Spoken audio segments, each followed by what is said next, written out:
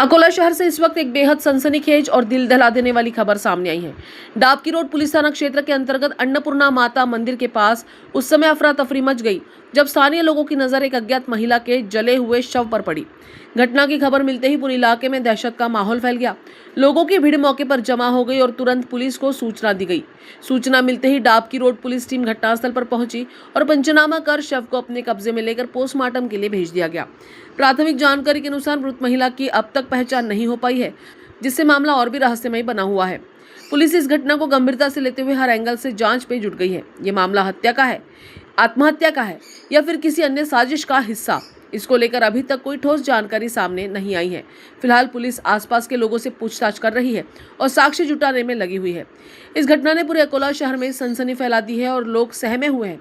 अब सभी की नजर पुलिस जांच पर टिकी हुई है। दादा नेमकं काय घटना झाली होती, कशासाठी आला होता तू? सर आम्ही इकडे रनिंगला आलो होतो, तर आणि इथं कपडे वगैरे चेंज केला आम्ही आणि रनिंगला निघणार होतो, तर वॉशरूमला गेलो तर तिथं आम्हाला दिसलं ते काय दिसलं होतं? लाश दिसली आम्हाला तिथं जळलेली। तर आधी आम्हाला असं वाटलं की कोणी दारू पिऊन पडलेलं आहे का, पण आम्ही थोडं निगराणी पाहिलं तर असं जाळलेलं दिसलं। तर आम्ही तिथनं परत रोडवर निघालो आणि तिथनं सरांना कॉल केला। कोणाला कॉल?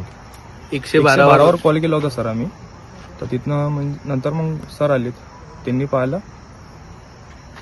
ठीक आहे। नाव? पोलीस स्टेशन डाबकी रोड या हद्दीमध्ये अन्नपूर्णा माता मंदिराच्या बाजूला मोकळे मैदान आहे।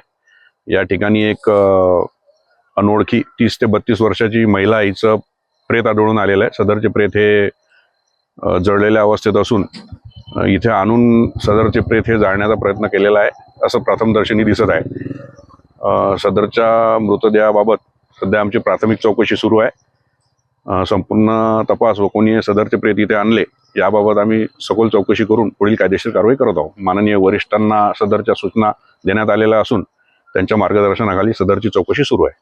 प्राइमरी अगर देखा जाए तो सदरची घटना ही काल रात्रीच्या आसपासची वाटत असून घातपाताची शक्यता नाकारता येत नाही, पण वैद्यकीय अहवालानंतरच याबाबत ठाम निर्णय घेण्यात येईल। न्यूज एक्सप्रेस के लिए प्रतिनिधि नौशाद पटेल, अकोला।